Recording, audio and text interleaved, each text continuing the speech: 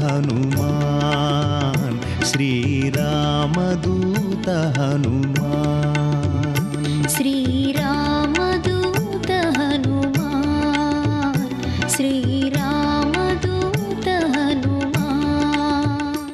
కళ్యాణీ బతగాదీయం లౌకికీ ప్రతిభాతిమా ఏతి జీవంతి మానందో నరం వర్ష శతాదపి.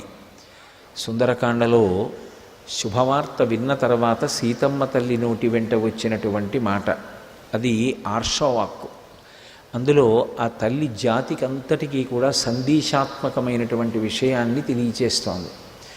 ఏ వ్యక్తి అయితే 100 సంవత్సరములు అంటే ఈశ్వరుడు ఇచ్చినటువంటి ఆయుర్దాయాన్ని పరిపూర్ణంగా అనుభవిస్తాడో, శతమానం భవతి అని కదూ, 100 సంవత్సరముల ఆయుర్దాయాన్ని పరిపూర్ణంగా మధ్యలో తనంత తానుగా త్రుంచివేయకుండా అనుభవిస్తాడో అటువంటి వ్యక్తి ఒకవేళ 99 సంవత్సరముల 364 రోజుల 23 గంటల 59 సెకండ్లు 59 నిమిషాలు పోని అశుభవార్తలే వింటూ దుఃఖంతో బ్రతికినా ఆయుర్దాయం పూర్తయిపోయేటటువంటి ఆఖరి నిమిషంలోనైనా శుభవార్త విని తీరుతాడు.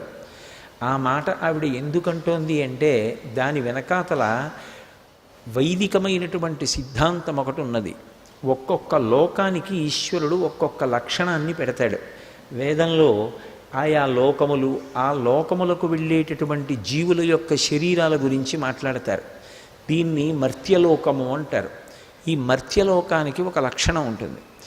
ఏ శరీరంతో జీవుడు వచ్చాడో ఆ శరీరాన్ని జీవుడు ఇక్కడ విడిచిపెట్టి జీవుడు వెళ్ళిపోవాలి తప్ప శరీరాన్ని పట్టుకుని వెడతాను అంటే కుదరదు. ఇతర లోకాలు కొన్ని ఉంటాయి, ఆ లోకాల్లో సశరీరులై వెళ్ళడానికి అవకాశం ఉంటుంది. కానీ ఈ లోకంలో పుట్టినటువంటి వాడికి మాత్రం చిట్ట చివర ప్రాణోత్క్రమణం అయిపోయేటటువంటి సమయంలో శరీరంతో కలిసి వెడతానంటే కుదరదు. జీవుడు శరీరము నుండి నిర్గమించి శరీరం ఇక్కడ పడిపోతుంది, పంచభూతాల్లో కలిసిపోతుంది, తాను మాత్రం వెళ్ళిపోతాడు జీవుడు. ఈ వెళ్ళిపోయేటటువంటి ప్రక్రియ ఒక ప్రధాన లక్షణమైతే రెండవ ప్రధాన లక్షణం మర్త్యలోకానికి ఎవరిని పంపించాలి అంటే ఈశ్వరుడు పాపపుణ్యములు రెండింటినీ కూడా సుఖదుఖముల రూపములో అనుభవించడానికి యోగ్యమైన జీవుడెవరో వాణ్ణి మాత్రమే ఇక్కడికి పంపిస్తారు. కేవలం పుణ్యఫలితమే అనుభవించాలనుకోండి వాళ్ళు ఈ లోకానికి రారు, వాళ్ళు దేవలోకానికి పెడతారు. ఎందుకంటే దేవతలు అందుకే త్రిదశులు అని పేరు, వాళ్ళకి వికారం ఉండదు. ఎప్పుడూ 30 సంవత్సరముల లోపు వయస్సు కలిగినటువంటి శరీరంతో ఉంటారు.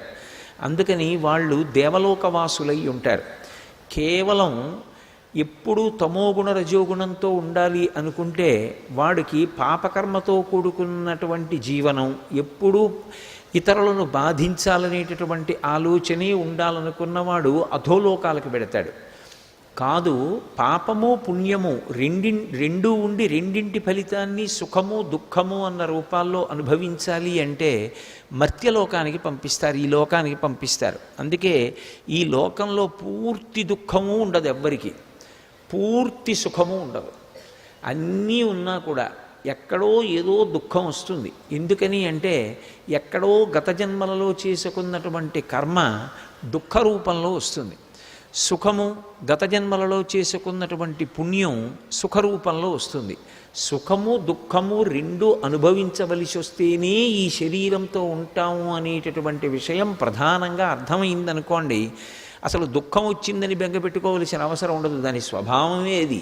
మనుష్య శరీరంతో వచ్చిన తర్వాత దుఃఖం కూడా అనుభవించి తీరవలసిందే.